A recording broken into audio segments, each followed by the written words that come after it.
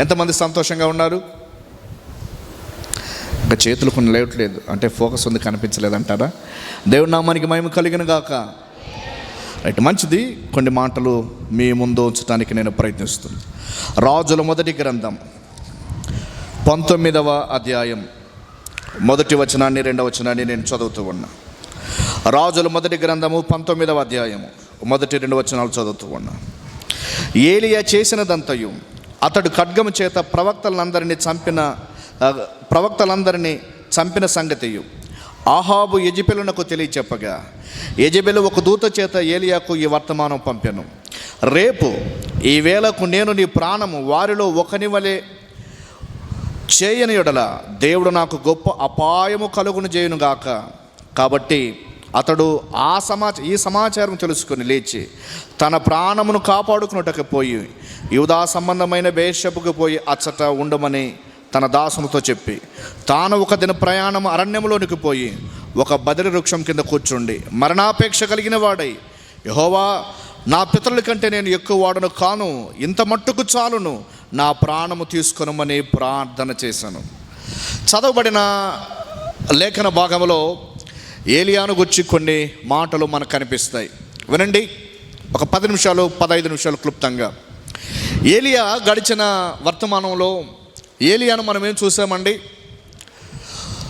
ఆకాశము నుండి అగ్నిని రప్పించిన ఏలియా కందకములను నీళ్లను ఆరిపోజేసి బలిపీఠం మీద ఉన్న ఎద్దు మాంసమును దహించటానికి ప్రార్థన చేయగా ఆకాశము నుండి అగ్ని వచ్చి పూర్తిగా దహించబడింది. ఈ దృశ్యాన్ని చూసిన ఆ ప్రజలు, అక్కడ బయలు ప్రవక్తలు అలాగే రాజు అయిన ఆహాబు ఉండగా వారి కన్నుల ఎదుట బయలు ప్రవక్తలైన 450 మందిని ఏలియా ఇశ్రాయేలీల చేత సంహరించాడు. ఈ సంగతి రాజు తన భార్యకి వెళ్ళి చెప్పాడు. ఏమని అంటే, ఏలియా 450 మంది బయలు ప్రవక్తలను సంహరించాడు. ఈ విషయం చెప్పగా రాణి అయిన యెజెబెలు కోపాద్రేశానికి గురైపోయి ఒక వ్యక్తిని పెట్టి ఏలియా దగ్గరికి సమాచారం పంపించింది. ఏమని చెప్పిందో తెలుసా? హలో విను, ఇదిగో రేపు ఈ వేళకు నిన్ను కూడా 450 మంది చనిపోయారే, ఆ చనిపోయిన వారిలో ఒకని వలె, అంటే నిన్ను కూడా రేపు ఈ టయానికంతా మన భాషలో చెప్పాలంటే లేపేస్తా అని సమాచారం ఇచ్చింది. ఇది తెలుసుకున్న ఏలియా లేఖనం సెలవిచ్చిన మాట ఏమిటంటే, అతడు ఈ సమాచారం తెలుసుకొని లేచి తన ప్రాణమును కాపాడుకున్నటకై పోయెను అన్న మాటను మనం చూస్తాం. ఎవరండి ప్రాణమును కాపాడుకోవటానికి పోయింది? వాక్యం సెలవిచ్చిన మాట ఏలియా. ఎవరు? అగ్నిని రప్పించిన ప్రవక్త. ఏలియా ఎవరు? కర్మేలుపై గొప్ప పోరాటం చేసిన వ్యక్తి. ఏలియా ఎవరండి? దేవుని చేత అభిషేకించబడిన వ్యక్తి. ఏలియా ఎవరండి? 17వ అధ్యాయం 2వ వచనం ప్రకారంగా ఎవని సన్నిధినే నేను నిలబడ్డానో అని సెలవిచ్చిన వ్యక్తి. ఎవరండి ఏలియా? రాజైన ఆహాబుకు వ్యతిరేకంగా మాట్లాడిన వ్యక్తి. ఎవరండి ఏలియా? రాజుకు భయపడకుండా దేవుని సమాచారాన్ని ఇచ్చిన వ్యక్తి. ఎవరండి ఏలియా? ప్రార్థించగా వర్షము కురిపించిన వ్యక్తి. ఈ బలమైన వ్యక్తి ఒక బలహీనమైన రాణి, ఒక మాటలో చెప్పాలంటే ఒక స్త్రీ ఏమని చెప్పింది? నిన్ను చంపుతానని చెప్పగా ప్రవక్త లేచి ప్రాణమును కాపాడుకున్నటకై పోయెను అన్న మాటలో మనం చూస్తాం. ప్రాణము అనినా చెప్పండి, ప్రాణమనినా తీపి, ప్రాణము కాపాడుకోవటానికై భక్తుడైన ఏలియా పరిగెత్తిన సందర్భం, భక్తుడైన ఏలియా ప్రయత్నించిన సందర్భం ఇక్కడ మనకు కనిపిస్తూ ఉంది.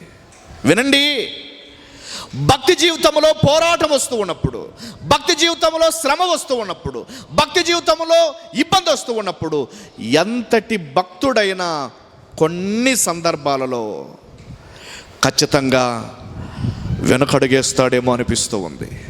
ఏలియా జీవితం అదే మనకు చూపిస్తూ ఉంది. అతడు తన ప్రాణమును కాపాడుకోవటానికి పోయాడు. ప్రాణమును కాపాడుకోవడం. ఒక ధైర్యవంతుడైన బలవంతుడు బలహీనుడు కావటానికి కారణమేమి? నా మాటలు అర్థమవుతున్నాయని నేను అనుకుంటాను. అగ్నిని రప్పించిన ప్రవక్త, ప్రార్థన చేయగా వర్షమును రప్పించిన ప్రవక్త ఏమిటండి అంత ధైర్యాన్ని కోల్పోవటానికి కారణమేమి? వినబడిన సమాచారం. నేను ఇలా అంటాను, ఏలియా ధైర్యాన్ని కోల్పోవటానికి గల ప్రధాన కారణం ఏమిటంటే తన ఎదుట తనకు తాను విన్న సమాచారం. కొన్ని సందర్భాలు సమాచారం మనిషిని చచ్చేటట్లుగా చేస్తాయి. కొన్ని సందర్భాల్లో సమాచారం మనిషిని బ్రతుకు మీద ఆశ లేకుండా చేస్తాయి. అందుకని అన్నాడు, ఇంత మట్టుకు చాలును. ఎంత మట్టుకు? అగ్నిని రప్పించాను చాలు, వర్షాన్ని రప్పించాను చాలు, ఇంతవరకు నీ సన్నిధిలో ఉన్నాను చాలు, ఆహాబు ఎదుట మాట్లాడాను చాలు, యెజెబెలు యొక్క 450 మంది ప్రవక్తలను చంపాను, ఇక చాలు, ఇంత మట్టుకు చాలు, నా పితరుల కంటే నేను గొప్పవాడినా. ఇది ఏలియా యొక్క మనోగతం. శ్రమల యందు ధైర్యాన్ని కోల్పోయిన ఏలియాను మనం చూస్తూ ఉన్నాం. గొప్ప విజయం తర్వాత ఓటమి అంచుల్లోకి వెళ్ళిపోయిన ఏలియాను మనం చూస్తాం. ఇలా నేను చెబుతూ ఉన్నా, కొన్ని సందర్భాలలో విజయం సాధించిన తర్వాత ఓటమి ఖచ్చితంగా మన దగ్గరకు వచ్చి నిలబడుతుంది. కర్మేలు పర్వతపై గొప్ప పోరాటం చేశాడు కదా, ఎన్నాళ్ళ మట్టుకు 2 తలంపుల మధ్య మీరు నిలబడుతున్నారని చెప్పి సవాలుకి విసిరి అగ్నిని ఆకాశం నుండి రప్పించిన వ్యక్తి గొప్ప పోరాటం, గొప్ప విజయం తర్వాత విచారంలోనికి వెళ్ళిపోవటానికి కారణం ఏమిటి? భక్తిలో ఇది సాధారణమే. ఒక పర్యాయం ప్రభువైన యేసుక్రీస్తుని గురించి మాటలు మనం చూస్తాం. ఆయన మార్కు సువార్త, మత్తయి సువార్త 4వ అధ్యాయం ఈ మాటలు మనం చూస్తూ ఉన్నాం. అప్పుడు యేసు అపవాది చేత శోధించబడెను, ఆత్మ వలన అరణ్యమునకు కొనిపోబడిన తర్వాత 40 దినములు 40 రాత్రులు ఉపవాసం పిమ్మట ఆయన ఆకలి కొనగా ఆ శోధకుడు ఆయన యొద్దకు వచ్చి. ఎప్పుడు వచ్చాడండి ఆయన? 40 దినాలు 40 రాత్రులు దేవునితో ఏకాంత సమయంలో ప్రభువు గొప్ప మహిమను, లేక 40 రాత్రులు 40 పగళ్ళు ప్రభువు దేవుని దేదీప్యమైన సన్నిధిని అనుభవించిన తర్వాత గొప్ప విజయం, ఒక మాటలో చెప్పాలంటే, వచ్చిన తర్వాత ఆకలి కొనగా శోధకుడు వచ్చాడు. కొన్ని సందర్భాలలో గొప్ప గొప్ప ప్రార్థనల తర్వాత, కొన్ని సందర్భాల్లో గొప్పగా మీటింగులు జరిగిన తర్వాత కొన్ని ఫెయిల్యూర్స్ కూడా మనకు కనిపిస్తాయి. కృంగిపోకూడదు. యెహోషువ జీవితంలో యెరికో లాంటి బలమైన పట్టణం కోల్పోయిన తర్వాత, యెహోషువ జీవితంలో యెరికో లాంటి గొప్ప పట్టణాన్ని నిర్మూలన చేసిన తర్వాత హాయి అనే చిన్న పట్టణం ఎదుట ఓడిపోయారు. భక్తుడు బలవంతుడైన కొన్ని సందర్భాలలో బలహీనపరిచే పరిస్థితులు కనిపించగా ధైర్యాన్ని కోల్పోయిన ఏలియాను మనం చూస్తాం. కారణం ఏమిటంటే ఉన్న సమాచారాన్ని విన్నాడు. కానీ ఇలా చెప్పింది నిన్ను కూడా లేపేస్తుంది అని. ఏలియా జీవితంలో నుండి మనం ఒకటి నేర్చుకోవాలి. ఎందుకు అంటే ఏలియాను గురించి యాకోబు రాసిన పత్రికలో మనం చూస్తాం, మన వంటి స్వభావము కలిగిన నరుడే, మన వంటి స్వభావం కలిగిన నరుడే. నీకు నాకు ఎలాంటి ఫీలింగ్స్, నీకు నాకు ఎలాంటి భావాలు, నీకు నాకు ఎలాంటి ఆలోచనలు, నీకు నాకు ఎలాంటి బలహీనతలు. అఫ్కోర్స్ అతని బలహీనతలో ఇక్కడ ఒక ధైర్యాన్ని, అంటే అతడు విశ్వాసములో నుండి కోల్పోయాడనేది కాదు, అతని విశ్వాసము ధైర్యాన్ని కలిగించలేకపోయింది సమస్యను బట్టి. బాప్తిస్మం ఇచ్చే యోహానును కూడా మనం చూస్తాం. ఏం చూస్తామంటే యోహాను గారిని చెరసాలలో వేశారు. చెరసాల వేసిన తర్వాత యేసుక్రీస్తు దగ్గర శిష్యులు పంపించాడు. రాబోవాడు నీవేనా, లేక మేము మరి ఒకరి కొరకు వేచి ఉండాలి? అంతవరకు ఏమండి, ఇతడే దేవుని గొర్రె పిల్ల, ఇతను వెంబడించండి అని తన శిష్యులకు చెప్పిన యోహాను తాను చెరసాలలోనికి వెళ్ళగా ప్రభువును గురించి ఏం చెప్పాడు? రాబోవాడు నీవేనా, లేక మరొకరి కొరకు మేము. ఏమైందండి? ఆ మండుచు ప్రకాశిస్తున్న దీపమని యోహాను గురించి ప్రభువైన యేసుక్రీస్తు సాక్ష్యం ఇచ్చాడు. స్త్రీలు కని వారిలో యోహాను కంటే గొప్పవాడు లేడు అని ప్రభు సాక్ష్యం ఇచ్చాడు. అలాంటి యోహాను ప్రభువుని గురించి ఇచ్చిన స్టేట్మెంట్ ఏమిటి? నీవేనా, లేక ఇంకొకరి కొరకు మేము ఎదురు చూడాలా? విశ్వాసి జీవితంలో అన్స్టెబిలిటీగా ఉన్నప్పుడు సందేహాలు వెలిబుచ్చటానికి అవకాశం ఉందని ఈ సందర్భం గుర్తు చేస్తూ ఉంది. చాలా రోజుల నుండి ప్రార్థన చేస్తాం, సమాధానం రాకపోతే దేవుడు ఉన్నాడా? ఈ ప్రశ్న కనిపిస్తూ ఉంది. ఎస్ సోదరుడా, ఈ మధ్యాహ్న కాల సమయంలో ఏలియాను అధైర్యపరిచిన సంగతి ఏమిటంటే అతడు విన్న సమాచారం. ఇలా గుర్తు చేస్తాడు, అతడు సమాచారం మీద దృష్టి పెట్టాడు. ఇలా అనుకోయి ఉండవచ్చు, ఏమిటి ఒక స్త్రీకి నేను భయపడడం ఏమిటి? అగ్నిని రప్పించిన దేవుడు, ఆహాబుకు వ్యతిరేకంగా మాట్లాడటానికి ధైర్యాన్ని ఇచ్చిన దేవుడు. తర్వాత ఎక్కడ మనం చూస్తాం, వాగు దగ్గర, కెరీతు వాగు దగ్గర పోషించిన దేవుడు. తర్వాత సారెపాతు విధవరాల దగ్గర పోషించిన దేవుడు. ఈ స్త్రీ నుండి నన్ను రక్షించడా అని ఎందుకు అనలేకపోయాడు? ఏమండి, సారెపాతు విధవరాలు ఆమెను పోషించాడు, ఆమె పోషించింది ఏలియాను. అలాగే కెరీతు వాగు దగ్గర కాకుల ద్వారా ఆహారాన్ని అందించాడు. ఇలాంటి శ్రేష్టమైన అనుభూతులు పొందిన ఏలియా ఒక స్త్రీ మాటకు జడుచుకున్నాడు. తన ముందున్న సమాచారం బైబిల్ గ్రంథంలో ఇశ్రాయేలీయులు ఐగుప్తు నుండి బయలుదేరగా వెనక ఫరో సైన్యం, ఇశ్రాయేలీయులు చాలా గొప్పగా కేకలేస్తూ ఉన్నారు. ఐగుప్తులో సమాధులు లేవని, ఈ అరణ్యంలో చనిపోవటానికి మమ్మల్ని తీసుకొచ్చావా అంటూ మోసే మీద తిరుగుబాటు చేశారు. కానీ అక్కడ ఒక వ్యక్తి ఉన్నాడు. ఇశ్రాయేలు ప్రజలంతా ఐగుప్తి సైన్యాన్ని చూస్తే మోషే ముందు ఎర్ర సముద్రం ఉన్న దేవుని వైపు మాత్రమే చూడగలిగాడు. నేనేమంటానంటే, సమస్య నీకంటే ముందు చాలా ప్రభావవంతంగా నీ ముందు నిలబడినా నువ్వు చూడాల్సింది సమస్యను కాదు, నువ్వు చూడాల్సింది దేవుని వైపుకు. ఈమె అక్కడ ఎవరు పిల్లలు అలర్ట్ చేస్తూ ఉన్నారు, అమ్మ దయచేసి ఆ పిల్లలు అలర్ట్ చేయకుండా పెట్టుకోండి. సమస్య వైపు కాదు చూడాల్సింది, దేవుని వైపు చూడాలి. నేనేం గుర్తు చేస్తున్నానంటే, అంత బలంగా వాడబడిన ఏలియా ఈ చిన్న సమాచారానికి ఎందుకని అంత ధైర్యాన్ని కోల్పోవలసి వచ్చింది అంటే, ఆ సమయమందు దేవుని వైపు చూడడం కాస్త ఆపేశాడేమో. అది మానవ బలహీనతను నేను గుర్తు చేస్తూ ఉన్నా. ఇశ్రాయేలు చరిత్రలో రాజైన సౌలు పరిపాలిస్తూ ఉన్నప్పుడు ఫిలిస్తీయుడైన గొల్యాతు అసలు కేకలు వేస్తూ, ఎవరైనా మీలో నన్ను ఓడించగలిగిన వాడు ఉంటాడా? ఒకవేళ ఓడిస్తే మా జాతంతా మీకు బానిసలు అవుతాం, మీరు నన్ను ఓడిస్తే మేమంతా నీకు బానిసలు అవుతామని సవాలు చేస్తూ వచ్చాడు. అందరూ ఆ ఆజానుభావుడైన గొల్యాతును చూసి భయపడ్డారే కానీ ఒక బాలుడు, దావీదు రాజైన బాలుడు, గొర్రెలు కాస్తున్న కాపరి దావీదు ఏమన్నాడు తెలుసా? జీవము కలిగిన దేవుని సైన్యము తిరస్కరించు వీడెవడు?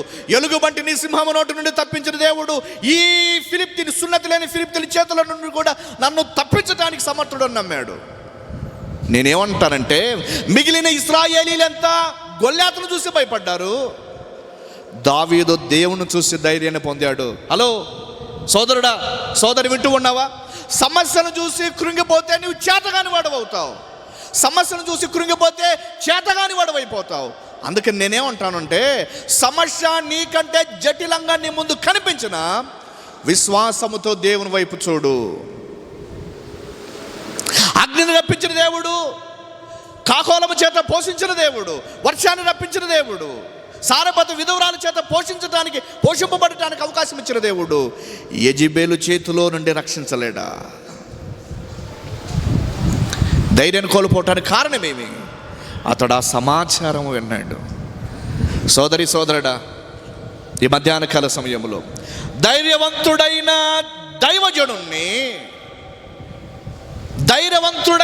బలవంతుడైన దైవజనుణ్ణి ఒక స్త్రీ నిద్ర లేకుండా చేసింది. అమ్మా, స్త్రీకున్న పవర్ ఎలాంటిదో తెలుసా? నన్ను క్షమించాలి ఈ మాట్లాడుతున్నది. అమ్మా, మీరు అనుకుంటే ఇక్కడ లేరనుకోండి, స్త్రీ అనుకుంటే రాజులను పడగొడుతుంది, రాజ్యాలను పడగొడుతూ ఉంది. స్త్రీ అనుకుంటే కుటుంబాలు పడగొడుతుంది, కుటుంబాలు నిలబెడుతూ ఉంది. అలాంటి పవరు స్త్రీకి మాత్రమే సొంతం. అది రెండొంచులు ఖడ్గం అన్నాడు.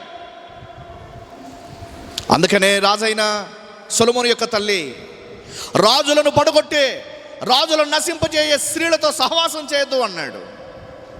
ఎంత ప్రమాదకారో, తానెంత ప్రమాదకారో, స్త్రీ జాతి ఎంత ప్రమాదకారో తన కుమారుడైన లెవియోలకు చెబుతున్న మాటలు సామెతల గ్రంథం 31వ అధ్యాయంలో మనం చూస్తాం. ప్రియ సోదరుడా, తర్వాత ఏలియా తన ముందు ఆ సమాచారాన్ని విని, ఏలియా అలా కావటానికి లేక ప్రాణాన్ని రక్షించుకోవటానికి పారిపోవడానికి కారణం ఏమిటంటే సమాచారం. రెండవదిగా మనం ఏం చూస్తామంటే, రాజుల మొదటి గ్రంథం 19వ అధ్యాయం దగ్గర రండి. ఏలియాను గురించి ఆ సమాచారం మనకు కనిపిస్తుంది. కాబట్టి అతడు ఈ సమాచారం తెలుసుకొని లేచి తన ప్రాణమును కాపాడుకున్నటకపోయి యూదా సంబంధమైన బెర్షెబకు చేరి అచ్చట ఉండమని తన దాసునితో చెప్పి, తాను ఒక దినమంతా ప్రయాణం ఒక దిన ప్రయాణం అరణ్యంలోనికి పోయి ఒక బదిరి వృక్షం కింద కూర్చుండి మరణాపేక్ష కలిగిన వాడై, యెహోవా, నా పితల కంటే నీ ఎక్కువ వాడను కానని, ఇంత మట్టుకు చాలును, నా ప్రాణము తీసుకోనమని ప్రార్థన చేశాను. ఇక్కడ ఏం చూస్తామంటే, దాసుని కూడా వద్దు, నీవు ఇక్కడ ఉండు, నేను ఎక్కడ పోతా, నీవు ఇక్కడ ఉండు, నేను ఎక్కడ పోతా అంటే బాధలో ఒంటరిగా ఒక ఫీల్ అనుభవించాలనుకున్నాడు, ఒంటరిగా ఉండాలనుకుంటాడు. ఇది ఒక రకంగా ప్రమాదకరమైన ఆలోచన ఏమో నేను అనుకుంటా. వినండి, మెంటలిటీ స్టెబిలిటీ లేకుండా, స్టాండర్డ్ లేకుండా, గందరగోళంగా, ఇబ్బందికరంగా, చాలా సమస్యాత్మకంగా ఉంటే దయచేసి ఒంటరిగా ఉండటానికి వదిలిపెట్టద్దు. నా మాటలు అర్థమవుతున్నాయి నేను అనుకుంటాను. చాలా ఇబ్బందులు, సమస్యలు, శోధనలు, మెంటలిటీగా అన్స్టెబిలిటీగా ఉంటే, అంటే చాలా ఇబ్బందికరమైన సమస్య ఉంటే అలాంటి వారిని ఒంటరిగా ఉండటానికి విడిచిపెట్టద్దు. కారణం ఏంటంటే అలాంటి సందర్భంలో వాళ్ళు ఏమైనా చేసుకోవటానికి ఇబ్బందిగా ఉంటుంది, ఏమైనా చేసుకోవటానికి సాహసిస్తారు. ఏం చేశాడంటే ఒక దాసుని తీసుకుపోయి, దాసుని కూడా నీవు ఇక్కడే ఉండు, నేను ఒక దినమంతా ప్రయాణం చేశాడు. ఆ దాసుడు ఈ వ్యక్తి చాలా దూరం పోయి అక్కడ ప్రార్థన చేస్తూ ఉన్నాడు. ఏమని? ఇంత మట్టుకు చాలు, నా ప్రాణం తీసుకొని ప్రార్థన చేశాడు. ఏమని ప్రార్థన చేశాడు? నన్ను చంపన ప్రార్థన చేశాడు. మరి ఈ మాట అక్కడే ఉండింటే, ఎక్కడ 19వ అధ్యాయం 2వ అధ్యాయంలో నిన్ను చంపుతాదని తెలిసిన తర్వాత ఎస్ చంపని, నేను ఇక్కడ ఉండానని చెప్పింటే ఎలా ఉండేది? అక్కడ చంపుతానే అన్నప్పుడేమో పారిపోయి, ఇక్కడ ఎవరు లేరు కదా బెయేర్షెబా అరణ్యంలో, ఎవరు లేని సందర్భంలో నన్ను చంపమని ప్రార్థన చేయడం ఏమిటిది ఏలియా? నేను ఇలా అంటాను, ఒకవేళ ఏలియాను దేవుడు ఆ ప్రార్థన ఆలకించి అక్కడ చంపేశాడు అనుకోండి, ఏలియాను దేవుడు ఆ ప్రార్థన ఆలకించి అక్కడ చంపేశాడు అనుకోండి, యెజెబెల్ ఏం చెప్పేది? బయలు ప్రవక్తలైన నా వారిని చంపినందుకు నా దేవుడు ఏం చేశాడు? చంపేశాడని ఖచ్చితంగా చెప్పేది. ఇంత అవమానాన్ని ఏలియా మూట కట్టుకునేవాడు. కానీ ఏలియా పట్ల దేవుని యొక్క ఉన్నతమైన ప్రణాళిక ఎలాంటిది అంటే, అతడు మరణము చూడకుండా కొనిపోబడే ఆలోచన దేవుడు అతని పట్ల కలిగి ఉన్నాడు కనుకనే మరణం అతని దగ్గరకు రానివ్వకుండా కాపాడబడిన దృశ్యం లేఖనం మనకు చూపిస్తూ ఉంది. ప్రియులారా, ధైర్యాన్ని కోల్పోయిన ధైర్యవంతుణ్ణి దేవుడు ఎలా బలపరిచాడో వచ్చే వారంలో మనం వినటానికి సిద్ధపడదాం. దయచేసి రాజుల మొదటి గ్రంథం 19వ అధ్యాయాన్ని బాగా చదవండి. ఒక ధైర్యాన్ని కోల్పోయిన వ్యక్తిని ఏ విధంగా ధైర్యాన్ని పొందుతామో, ధైర్యం కోల్పోయిన జీవితంలో ఏ విధంగా ధైర్యాన్ని సంపాదించుకుంటామో, దేవుడిచ్చే ధైర్యం ఎలా ఉంటుందో ఏలియా జీవితంలో ఏలియాని ఎలా బలపరిచాడో వచ్చేవారం మనం వినటానికి సిద్ధపడదాం. ఈ మాటలు నేను ముగిస్తూ ఉన్నా.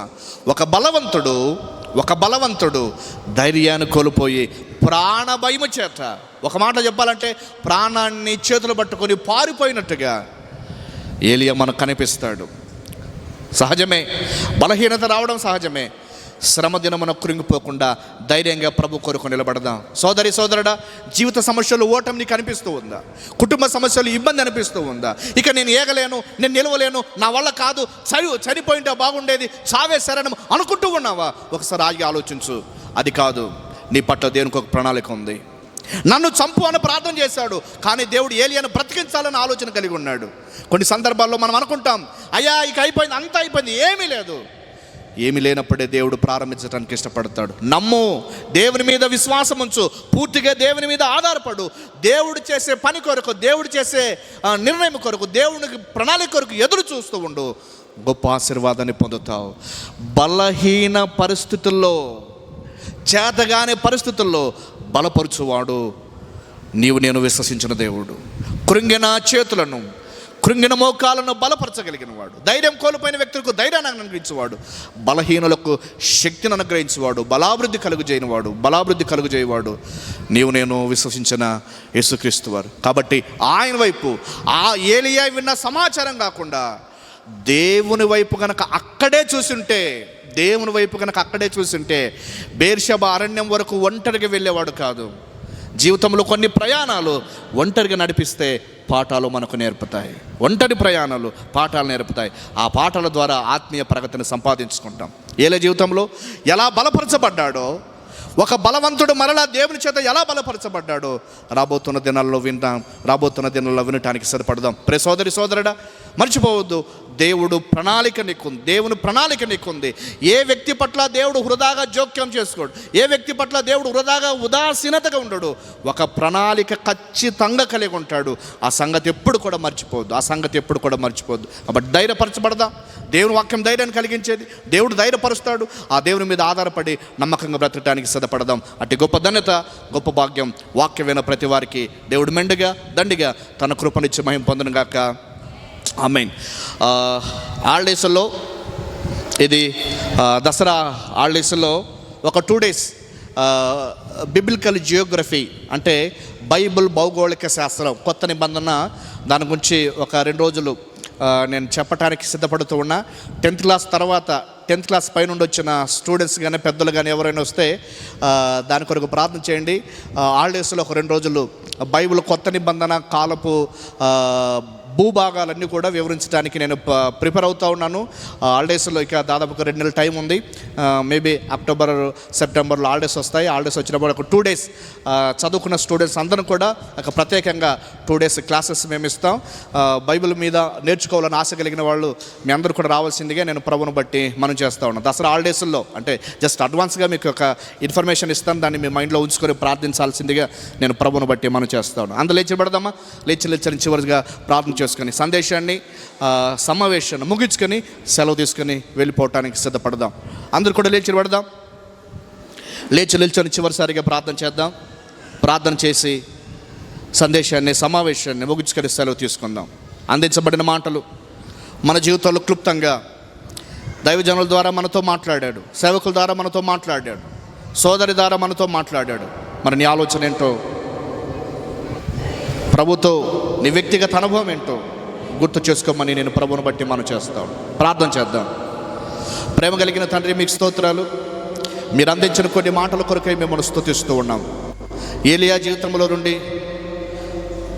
మా అందరికీ ధైర్యాన్ని కలిగించినట్లుగా ఒక సందేశాన్ని మీరు అనుగ్రహించారు. నాయనా, ఏలియాని మీరు ఎలా వాడుకున్నారు? కొన్ని సందర్భాలలో ఆలోచన సమస్యను చూడగా ధైర్యాన్ని కోల్పోయిన ఏలియాను మీరు గుర్తు చేశారు. గొప్ప విజయాల తర్వాత శ్రమలు వస్తాయని మీ మాటలు మాకు ధైర్యాన్ని కలిగిస్తూ ఉన్నాయి. శ్రమ వైపు కాకుండా మీ వైపు చూసే మనసును మాకు అనుగ్రహించండి. తీసుకొచ్చిన మా ప్రియులందరిని బట్టి మీకు స్తోత్రాలు. ఎవరు ఏ ఆలోచన చేత వచ్చారో, ఎవరు ఏ ఉద్దేశం చేత వచ్చారో, ఎవరు ఎలాంటి పరిస్థితులు గుండా నడుస్తూ వచ్చారో మేము ఎరగం. మీరు చాలిన దేవుడు, మీరు సరిచేయగలిగిన దేవుడు అని మేము స్తుతిస్తూ ఉన్నాం.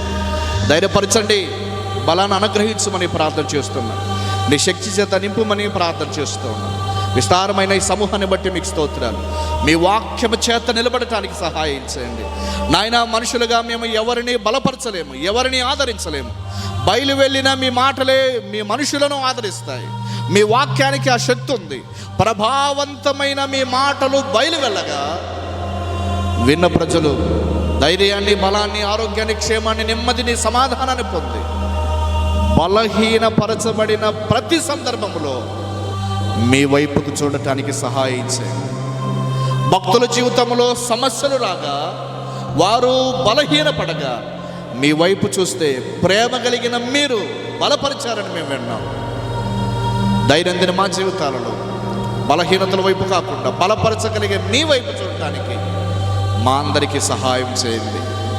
తీసుకొచ్చిన మా ప్రియులందరూ బట్టి మరొక్క మారు కృతజ్ఞతలు చెల్లిస్తూ దీవించండి. ప్రభు అయిన యేసుక్రీస్తు స్వారూప్యములోనికి మలచండి. దినదినము క్రీస్తు పోలికలోనికి ఎదగటానికి సహాయం చేయండి. దినదినం పరిశుద్ధతలో నీ కొరకు కట్టబడటానికి సహాయం చేయండి.